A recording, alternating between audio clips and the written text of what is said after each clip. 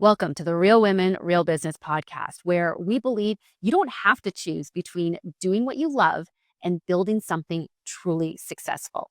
Each episode, we cut through the noise to show you exactly where your energy should go, how to eliminate what's keeping you stuck, and most importantly, how to tell the difference between what's actually making you money and what's just keeping you busy. Around here, we're all about helping you to work smarter, build stronger, and dream bigger.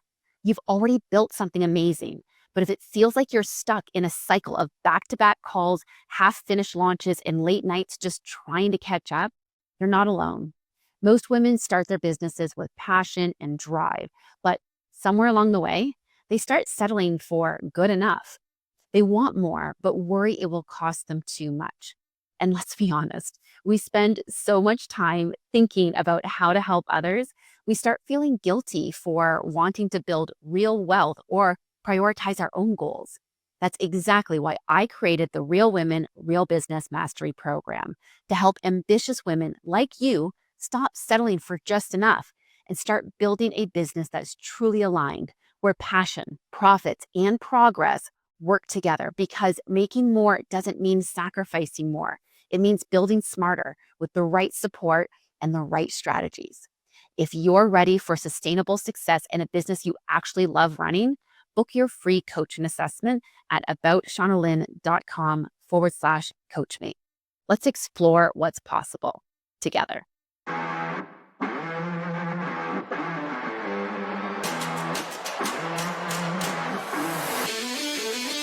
Hello and welcome to the Real Women, Real Business podcast. I am your host, Shauna Lynn Simon, and today's guest is Jeanne Foot, founder and CEO of the Recovery Concierge.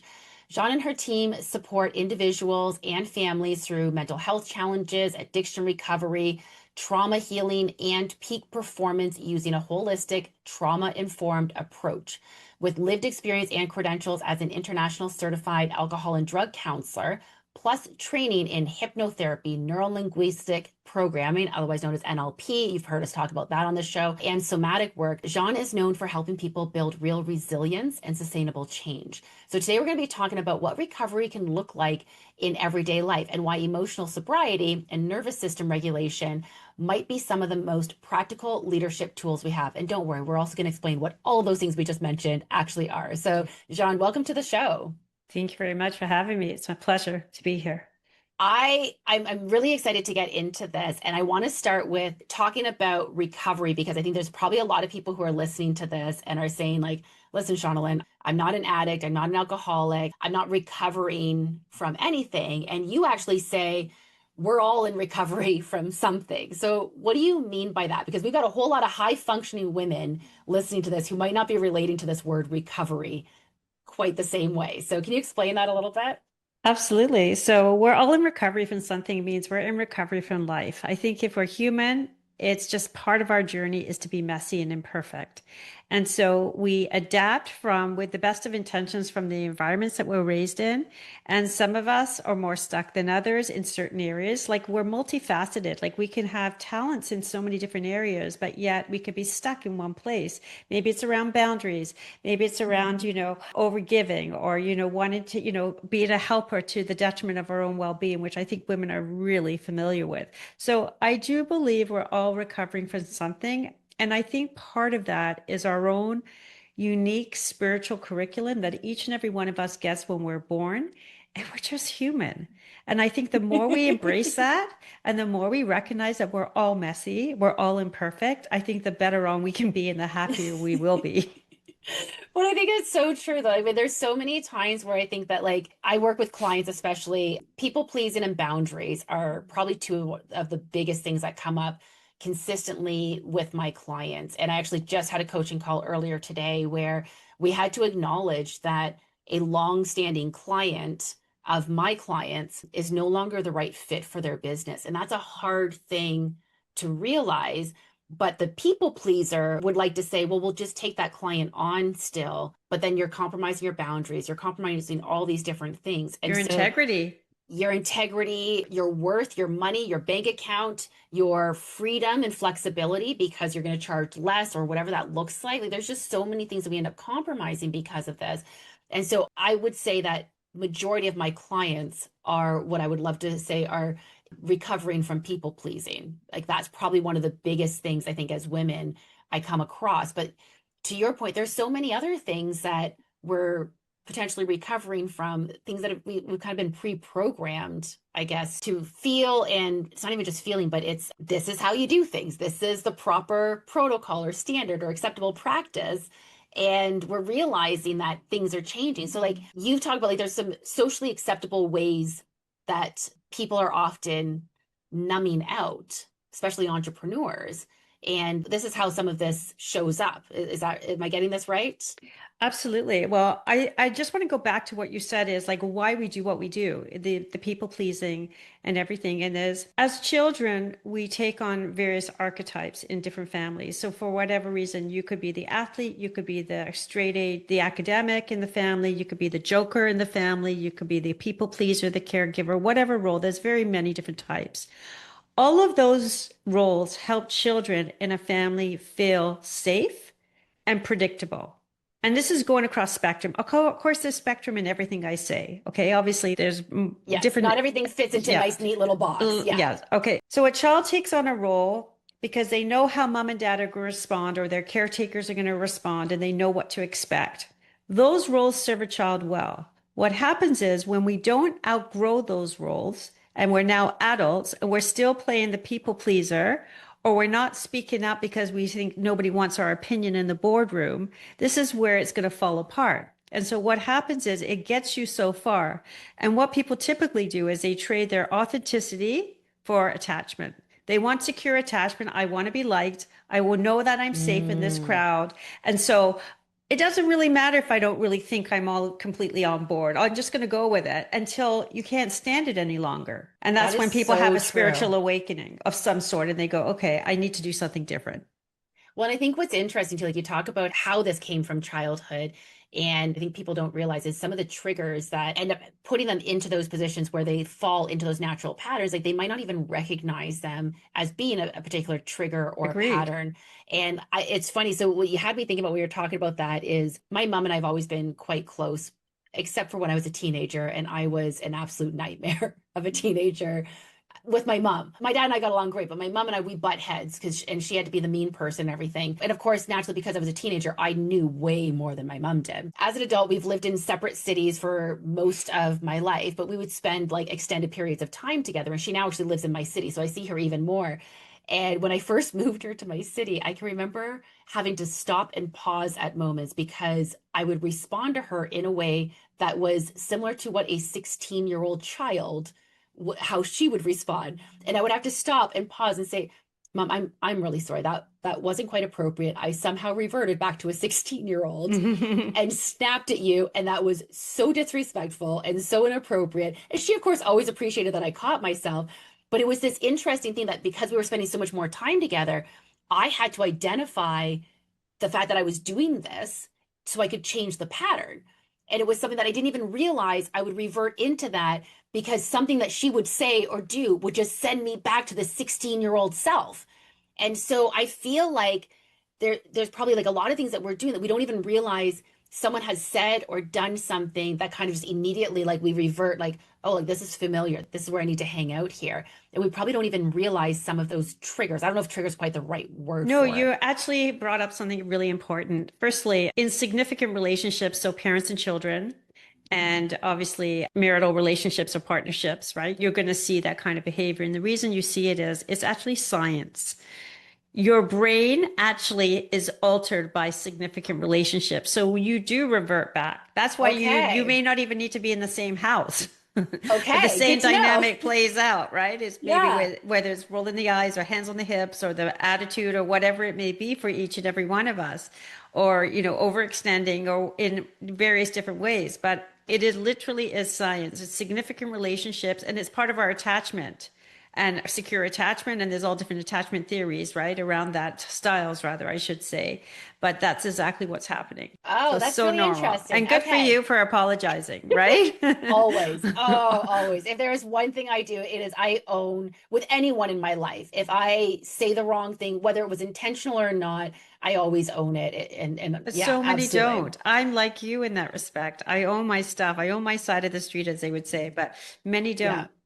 Don't get me wrong. If I have said something that I stand behind, I will not apologize for it. Mhm. I don't care That's if it's fair. offended someone. However, if I feel that I could have approached something from a more delicate standpoint or phrased it a little bit better, I will absolutely own that. But I don't always apologize for my opinion necessarily. Just maybe the way that I delivered it might be more what I'm apologizing for. So going back to, you talk about people kind of numbing out. What is happening where we're sort of numbing out? Because you mentioned there's some socially acceptable ways that we see people doing this, especially entrepreneurs, like the overworking and things like that. Hmm. Like, explain a little bit about this, because I think there's probably people listening to this who don't realize they are numbing out because like they're thinking I'm productive. I think work is the most respected addiction ever.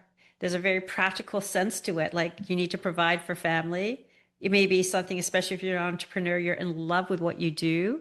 But Yes. at the end of the day, if it's taking you many, many hours away from what is truly important, like I can self-confess workaholic after many other, I love what I do. But at the same time, there has to be balance in my life. And when there isn't that balance in your life because you're working like, 40, 50, 60 hours a week, it can be damaging. But I think the most important way or the most nuanced way, I would say, of numbing out is really being disconnected from oneself to bypass the present Mm. moment. And I think we're set up for the world to go against that, right? With technology, we're set up to be a victim to our own devices. In fact, last night, I was just thinking for the first time, do I want to even do some sort of digital detox? I thought, Mm. what would that be like? So it hadn't even hit my radar, but I feel like there's a lot on there, whether they're great apps or not, doesn't really matter. There's news, there's my email. And I'm really working with essentialism right now, where I'm actually rolling back and really looking at how I'm spending my time, what is important, working in flow, where's my best energy and vitality in a day, and all of Good these for different you. Yeah. aspects, right? So I'm really looking at my habits, and I've come far. Like unlearning is a process too. We're It all a takes a work in long time. progress. It Yes. takes time to sort of unlearn habits. And I think you just get better at it, but it does take time. It's interesting that you say that, though, because first of all, I will say for anyone who's listening to this, if you also get heart palpitations at the thought of doing a digital detox, you're not alone. Because anytime someone mentions that, I just get immediate anxiety of like, I love that for you. Like that's kind of where I want to go with that, of like the thought of doing a digital detox. But then I also remind myself though that I think to your point, like we're all a little bit different. We're all kind of, figuring out where our flow state is, how we achieve that, what that looks like. I am someone who runs every single day. I run about 40 to 45 kilometers a week. That means that I'm running approximately 4 to 5 hours every single week, if not more. This is like kind of my average state. I go for a walk at least 2 or 3 times a week. I have downtime with my mom, with my friends. I also don't have a TV. I shouldn't say I Good don't for have a you. TV. I technically have a TV in one room of the house. I will put it on as background noise sometimes, but I'm not really actively watching TV. So if for me, I still need my phone, but I'm looking at my phone doesn't have any games. I do spend some time on social media, mostly work related. The rest of the time, I'm not really doing much, although there are some great runners that I do follow that are hysterical. So, that is a fun little zone out thing to do.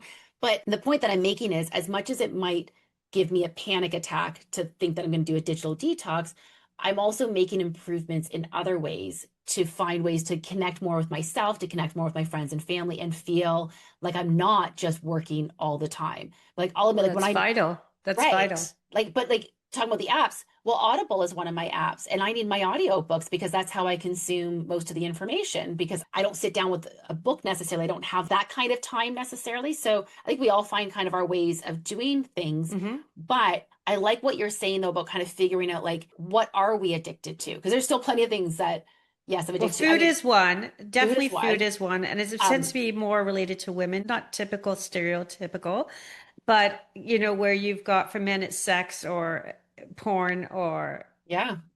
Gambling is, I think, is neutral for both unisex now. But I think work is something that we reward so Hmm. naturally. And I think we've got that wrong, completely wrong. Yes, you're not wrong about that. I think it's hard for us to wrap our head around that sometimes, but because this sounds like it's maybe not a healthy thing. Like we know that overworking is unhealthy, but we're being productive, we're making money, we're saving the world in some way, we're helping others. Like that doesn't sound like it should be a negative thing, but I mean, just at the same time, my running is an addiction that is technically a positive addiction only if I'm doing it in a healthy way. Running can also Correct. be a terrible addiction, especially if I'm running away from something. If I'm using that as an excuse to run away from something or hide from something, like, and it's not. Most runners, that's actually how we process things, but it's my addiction. If I don't run in the morning, I have a much more difficult day mentally. So, like, that is an addiction the same way. I agree with you. And I think that really, if you were asking me what is the all-time addiction right now, I think we're addicted to busyness. Hmm. And there's a dis-ease in just being quiet. And that's what made me think about, those quiet moments of like, if I didn't have a phone, what would I worry about? Probably far less, like far less. Oh, remember If you those think about it. days? Those days Yeah, were like lovely. so that's what got me Oh, thinking about it. But I think we're all programmed now to respond quickly, to know everything. And initially, when I was much younger and it was newer, I was more like a high. It was like, yeah, it like that dopamine spike all the time, all the time, all the time. But eventually, when you sort of overuse something, it can be counterproductive. And I think that's where we're at right now. We're in the you think it's busy now. We're just entering AI age, right? And stage of life. And even in right. probably between 2026 alone, that's become tenfold how it's Yes. used. And it will Yes. continue to escalate. So I think where, information overload is going to be something that we're all going to suffer from. So it's how do we manage that in a way that Oh. feels real and nourishing for us, that is not going to be counterproductive and anxiety producing? So is this what you mean when you talk about emotional sobriety? Is this sort of what you're Uh, thinking about? Is sort of like that Partly, detox from yes. some of these things? Okay. Yeah, partly. So emotional sobriety is really about, having emotional resilience and skills and tools to handle what is. So discernment would be one. Yes, Right. absolutely. To know what works and what doesn't work for you. And always, just because it's always been some way, I think a lot of people get stuck on, we've always done it this way, so we're going to continue that way. Well, we get to change our minds. We can change the rules. It just doesn't mean that we Mm, signed up for a life sentence on anything if it was always this way. We can outgrow things, right? And I think right. people get stuck there and they feel guilty. And especially around children. I've had my own share with adult children, like, okay, I've overgiven in some areas, but you know what? I don't need to at this age. I can express what's important to me and we can have a dialogue around it, right? Right. So you can course Um, correct at any time, essentially. Absolutely. But I think emotional sobriety really is about having the tools and resilience to really know what we need and want. And rather than shutting down and reverting back to like that 16-year-old self, right? At times, Yep. right? Whatever. And like we all do it. We all can be like back in a second, right? It doesn't take much. Knowing when we're heightened or triggered emotionally, how do we hold on to ourselves in those moments? How do we not let Mm. other environmental factors, whether it's people, whether it's the environment we're in, whether it's the activity we're doing, take over? That we lose ourselves, we abandon ourselves, or suddenly we become people pleasers, or suddenly, our anger has taken the better of us, or whatever it may be. We have to learn how to hang on to ourselves because the only thing we can control is ourselves, right? So Like that that's so it. that sobriety is more like a stabilization essentially of your emotions. It's not to say that these emotions aren't going to exist, but helping to ensure that they're not spiking in the same way and that we're able to manage them and navigate them. And it doesn't mean that you're not going to have highs and lows. I mean, that's just a part of life, obviously. But is that sort of what you mean then by emotional sobriety? Absolutely. Emotional Okay. sobriety is that. It's being able to navigate the volatility of those emotions, and you have the tools now to do it appropriately, right? But I Mm, think what happens with any emotions, like we are waiting for all our triggers to go. No, they're going to recede and they're not going to have the same hold on us emotionally when, let's say, you go into a specific circumstance or you meet a certain person who really, let's say, is just truly toxic to you, and you choose not to be in their life, but maybe you're brought together by circumstance. So in that way, that person would not have the same grip on you as you would have in the earlier days. Like they're almost Right. like they're in the background and you can barely see them. It doesn't really matter anymore. They're Right. not renting space in your head, if you know what I'm saying. Oh, and I love that term, like that phrase of renting space in your head or taking up real estate in your head, because I go through this with my clients all the time. And I get it. Like sometimes something just festers with you.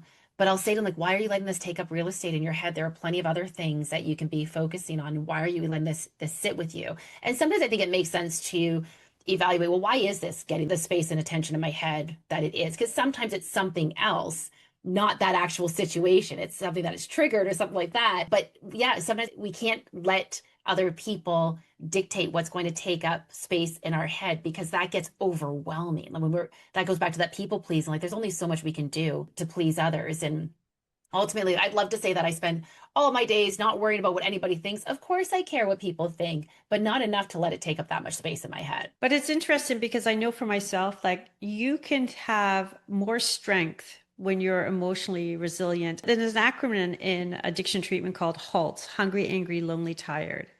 And I say Yes. S, which is stress. If you're any one of those things, you're going to respond very differently. I know for me personally, I'm like a cantankerous child. If I'm tired, my response is going to be very different than if I'm my normal self. So it's same with hungry. Like my daughter would say, you're hangry or something like that, right? But you Yes. know what I'm saying? So we have to know where we are at times because we can respond very differently. What I do, and I suggest to people that if they're struggling from a halt situation, and something comes up and you really fatigue because our decision fatigue increases as we go through the day, which is one of the reasons why people can't, eat that chocolate cake, can't put down that drink, whatever it is, or just fight with their spouse one more time. It's because there's no resolve to or strength to do it any differently. Right. The But battery's drained essentially, and they need to recharge it before they can actually come back as their best absolutely. self. Yeah. So if you're faced with a decision one has to make and you happen to be in that state, then I suggest what I call put it in the parking lot. You're going to deal with it. Just Hmm. throw it in the parking lot, knowing that you're going to circle back to it at a different time. That's why people say sleep on it. You'll feel better in the Yes. morning. There's Yes. some truth to that. You're restored, you're renewed. You can actually say, oh, that's not such a big deal. Yeah, I can take care of that. Boom, right? And out the And door you and to, go. and to be fair, not everything can land in the parking lot, but but Absolutely. you gotta you But gotta go especially back and the bigger yeah. decisions, like don't rush into the decisions. They deserve the time that they need and the right evaluation. I guess that's what I'm saying.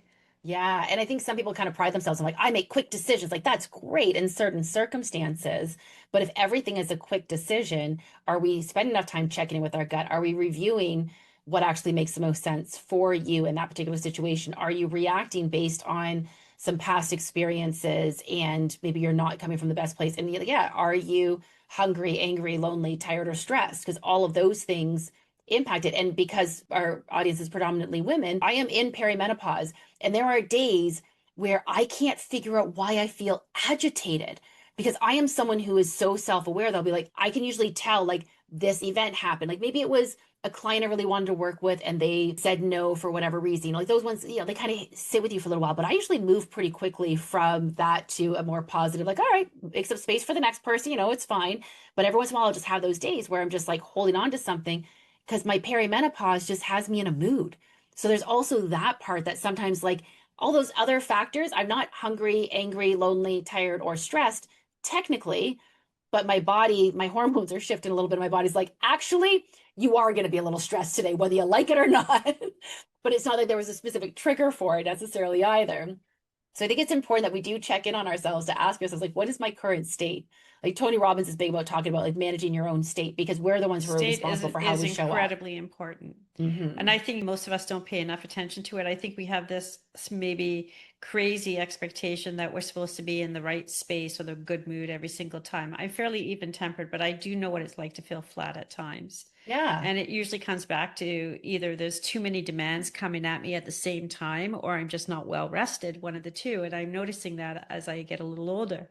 But I think that we need to be comfortable with being uncomfortable, and we're not as humans. We're wired to be comfortable. That's what we want to do. We repel Hmm. against anything that's not comfortable. That's why people get, they're more comfortable with their negative thoughts of what it is in an area that they know to be true rather than be in an area that provides opportunity great opportunity, in fact, but it could be very uncomfortable. So that's why Right. people recoil back, right? They go, okay, I'm good here. It's like better the devil you know than the devil you don't. That's why people don't jump Right. relationships really quickly, right? For that Yeah. reason, because they're not happy, but they're staying with something because they know it to be true and comfortable. All right. So now that we've identified some of the patterns that people are practicing and some of the things that we're seeing, I want to dig in a little bit to how do we start moving forward from some of this? And we're going to cover this as soon as we come back from the short break. We'll be right back after this quick message. This episode of the Real Women, Real Business podcast is brought to you by, well, potentially you. Are you a brand or service that supports passionate female entrepreneurs who are ready to turn their vision into profit without the stress and overwhelm? Perhaps you're an accidental CEO yourself, now on a mission to make work and life easier for fellow passion-driven boss ladies. Our podcast is experiencing an exciting 30% month-over-month growth, reaching entrepreneurs who are building stronger, working smarter, and dreaming bigger. We have limited partnership opportunities available for brands that align with our mission of redefining how working hard looks and feels. Visit aboutShaunaLynn.com/partner to learn more about becoming a partner in our rapidly growing show. And welcome back to the Real Women, Real Business podcast. All right, welcome back to the Real Women, Real Business podcast. We're talking about emotional sobriety. We're talking about different triggers and managing your state. And all of this, I think now that we've kind of identified, okay, like there are times where we're not necessarily showing up as our best self. We're making decisions from a place that is not fiscally responsible for us. It doesn't make the most sense for us necessarily. We're decision fatigued. We're actual fatigued. We're hungry. We're angry. We're lonely. We talked about the whole HALT thing. So now that someone's identified, like, okay, I understand, like my battery's drained in some way, or I'm not making the best decisions. Like, what are some of the solutions, I guess, is like, how do we recover? Where's the recovery part? Where are we getting started here? How do we come out of these toxic patterns? Well, it's a great question. And I think the answer is going to be very jarring for some people because it's going to feel counterintuitive to what you know. So for me, I really speak from firsthand experience. I've always been a very high achiever. I've always, I've been in recovery for 33 years. I've been a path self-discovery, growth, trauma healing, dysfunction, mental health, all the things, generational healing. And for me, I prided myself in producing and doing and making money and being an entrepreneur. I was an area that I just happened to be successful at. I loved it too because I loved the creative aspect of it as well. However, I don't have the stamina in my mid to late 60s that I did 30 years ago. So, I've only just really felt it this year, and that's because I'm still going at full speed. So when I say it's counterintuitive, what I mean is we need to slow down to go fast. We need to work from a flow state, not from a grind and hustle stage. And a lot Mm-hmm. of us have been taught that, especially myself, I'm speaking for myself, that when our value is in what we produce or what we achieve, as opposed to who we are being, I think it's going to be hard for you to break from that state. And I had to go through Mm. that as well, that I still have value, even though I'm not doing that, even though I may want to do all those things. Say, okay, so yeah, I'm intrigued, I'm interested. And so slowing down to go fast was allowed me to have space, allowed me to have thinking time, recognizing that there are trade-offs in life. You can't really have it all. You think you can have it all, but there are trade-offs in life. Okay. So like, Yes. what do I mean by that? It doesn't mean you design a life that feels half-baked. It means that you really design a life that's important to you at this stage of your life or whatever it is that you're doing in your life. Okay. Mm-hmm. So there, I mean, you may have to pick between one project or another project. You may have to say, this is a me chapter now. Like I just went through my own coaching. She says, I called it Project Jeanne. That's where I'm at right now. This is the project. I'm the project. I can still do great service. I can still create a legacy. But unless I really start to pour in more into me, give myself the space to think, to read, to discern, to feel well rested, I'm never going to be able to really understand anything or what the next right move is. And so I think that's a really important part. And we're not programmed to really want to do that. No, and that was really well said. I'm so glad that you brought that up because it is so true. We're almost taught to power through. And let's go back to childhood when you were doing your homework. If you got stuck on something and you decided you wanted to get up and walk around to try to figure things out, what were you told? Sit back down and System. finish your homework, right? But that's actually not the most productive. And don't get me wrong, I'm not giving parenting advice, just to be clear. Everyone knows I got No, cats, not children. So this is not parenting advice, but we've evolved as parents. we've Yes. evolved, yes. And the point is that just that we were programmed to think that powering through was the right solution. Like when things get hard, you keep going. And in some cases, yes, like what you were saying about if things are uncomfortable, you got to keep going through the discomfort because that's a part of the process. But it doesn't mean always powering through when you don't have the energy, we don't have the time, the desire. There are limits to what you can actually power through because you do have to check in with yourself and see what is it that you need right now. I think that's where nuance comes in. We tend to be black or white thinkers, right? Okay, it's power through. Like if you don't sit down, am I not disciplining my child right? No, Mm-hmm. that child can still find the answer or they can still do their homework, but maybe it's not in the same way you envisioned. Right. And I think that's just, it is definitely an adjustment, I think, for all of us to realize. Like, I am a big believer. It's one of the reasons why I go for walks. There are times where I'll be sitting here and I'll be like, oh, like just keep going. Like, you don't have that much left to do. But like, let's say I'm looking at something and saying, oh, this is going to take me maybe 45 minutes to finish. But I'd be willing to bet if I went for a 20-minute walk, it would only take me 25 minutes to finish. Just spent the That's, same amount of that's time, exactly the point I'm trying to right? say. Yeah, you Yeah. actually gain more time. It feels very counterintuitive. You're going, what? I get to sleep in, I get to rest, I get to work out. Yes, you Hmm. do. Because you're putting your own oxygen mask on first, because Exactly. otherwise you're working from depleted reserves. And there's studies have shown that when you work from that state, you're not as effective as we think we are.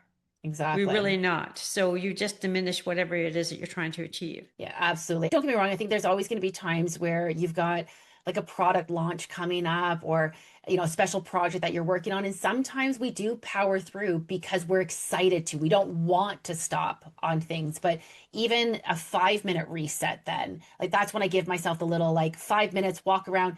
You know what I find is one of the most therapeutic ways to take a break sometimes is I'm going to go clean the bathroom for a minute. Like that doesn't take very long to do, but now I'm But you feel happier because, good. but you feel good Yeah. because my bathroom's clean and it gave my mind a little bit of a break. And now I can come back and do some work. So sometimes it's not about taking hours off, taking a nap. Like it can look a little bit different, but sometimes it is that kind of recharge. Go get yourself a mani and pedi. Some people recharge with friends. I don't always recharge socially. That's not something I get a lot of energy from other people, but if I'm trying to do like a small social gathering, that can sometimes drain me more than charge me. So like you got to know what's going to recharge your battery and go out and find it, go out and get it. We've got to be responsible for how do we make sure that we're constantly showing up in our best state. And I think one of the reframes that I've used with myself and with my clients is anytime I get on a client call, I could be having a terrible day.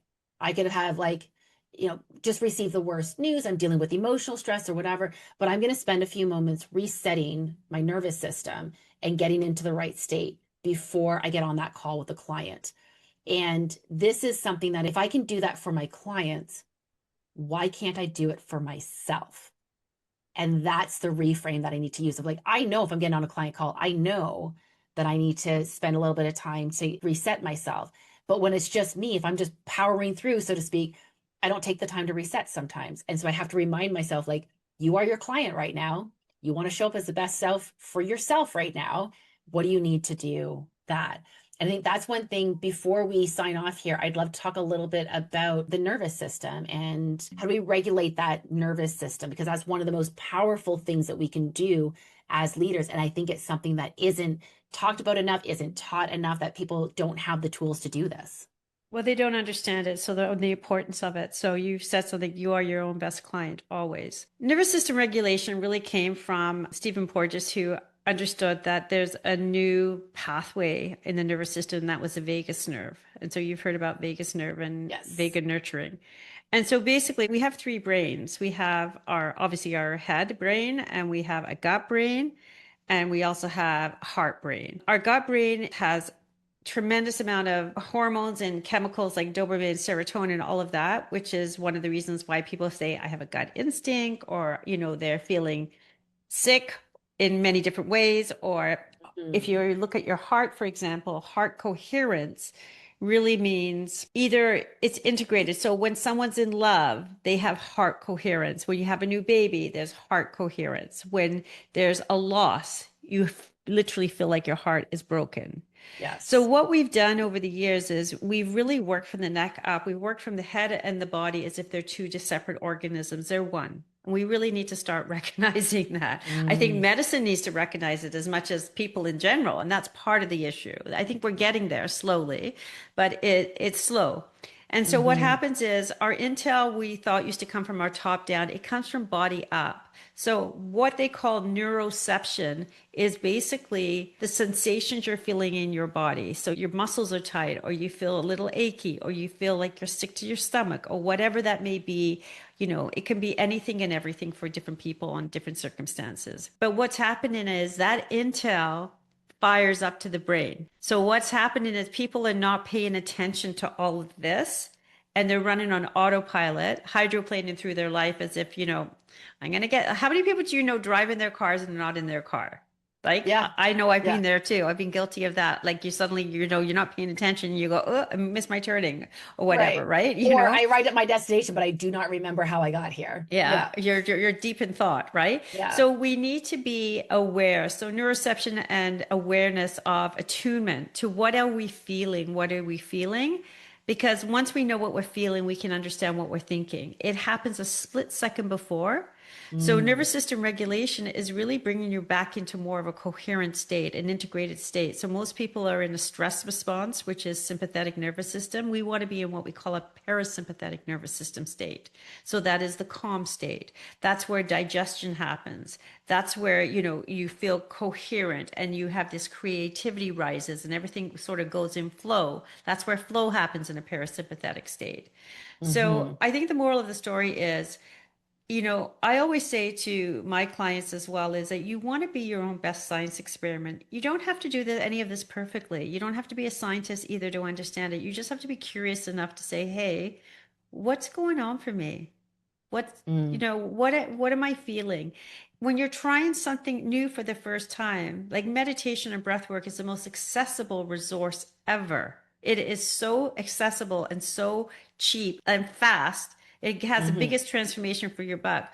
What does it harm you to try it for a few minutes to see if maybe this is Sure. for you? And I don't say once and done. I'm saying come back to it because maybe you might write off something that's really good for you. But I think we just have to get more curious about ourselves, how we're wired, what makes us do what we do, why we say what we say, and just look at ourselves as this big science experiment and let us be the scientists who Just observes it all. just get in tune with it. Yeah. No, I really like that. And you're absolutely right. I think that, maybe meditation isn't for you. Maybe breath work isn't for you. Maybe journaling is. Maybe going for a walk or sitting having a cup of tea. Like, what is it that works for you? Everyone's going to be a little bit different, but identifying, first of all, what am I feeling? And then figuring out what tools do you want to have in your toolbox to draw on when you have those feelings. So figure out what works and then be able to pull on that anytime that you need it. So if someone's listening to this episode today, and one thing that I probably should have mentioned sooner, but a big part of our audience is what we call accidental CEOs. So a lot of these women, essentially, they followed more passion than plan. And so sometimes, Beautiful. things start getting busy, but we don't necessarily like have all the right tools in place for all of that. So I think what we're talking about today is really important for these women to hear, because I think a lot of people are probably identifying now more than they did at the start of the episode when we talk about recovery. They're like, oh wait, but I'm not addicted to anything. Oh, wait a minute, actually there might be some things going on here. So what is one thing that we want to leave them with today? What's one tool that we want them to have if they take nothing else from this episode? What's the one thing you want to make sure they take with them? I think the one thing I would want to take with women is that do not believe your own narrative. If you're in a story, like you are absolutely capable of anything. And I think that we tend to really shut on ourselves. We're very, very hard. I would say treat yourself like you would treat your best friend. Yes, That's thank you. hard. Yeah, no, but I've said it numerous times and I love it when someone else says it, because you don't always need to hear it from me, but so true. Someone that you genuinely care about, that you genuinely want to see well and happy, how would you treat them? When I'm actually with a client, I'm just going to say this in closing, but when I'm with a client, it's the first thing I see is I try to reflect to them what I see in them. I see the light in them. And if only they could see it, they'd never play so small. Right. So you want them to see that very Yeah. early on. Yeah. So, and it's always easier for someone else to see it in us than for us to see it sometimes. And I think it's important that, yeah, we're giving ourselves a little bit more grace and compassion, the same grace and compassion that we give to others. So amazing. Jeanne, if someone wants to find you, what's the best way that they can get in touch with you? Info at therecoveryconcierge.com. And they Amazing. can go to therecoveryconcierge.com and there's some freebies there as well. Wonderful. Some great free resources. We'll make sure that we have that link in the show notes. Jeanne, I can't thank you enough for joining me today. This was such a fantastic conversation and one that I think that we definitely were overdue to have. So thank you so much. I appreciate you joining me. Thank you very much, Shauna Lynn. It was a pleasure. Wonderful. And listen, if you're listening to this episode and what we've been saying here today is resonating with you, I do hope that you will continue to tune in each week. We drop new episodes every Tuesday morning at 7 a.m. Eastern Time. And please let us continue to be a part of your journey. We're thrilled to be on this journey with you. Don't forget to leave us a review or subscribe to us wherever you get your podcast on your favorite podcast platforms. And of course, as always, the best way that you can show your support, not only for this podcast, but for your fellow women entrepreneurs, is who do you know right now who really needs to hear this episode? Please share it with them. It's the best thing that you can do to not only support us, but to support those women around you. And let's continue to raise each other up. Until next time, keep thriving.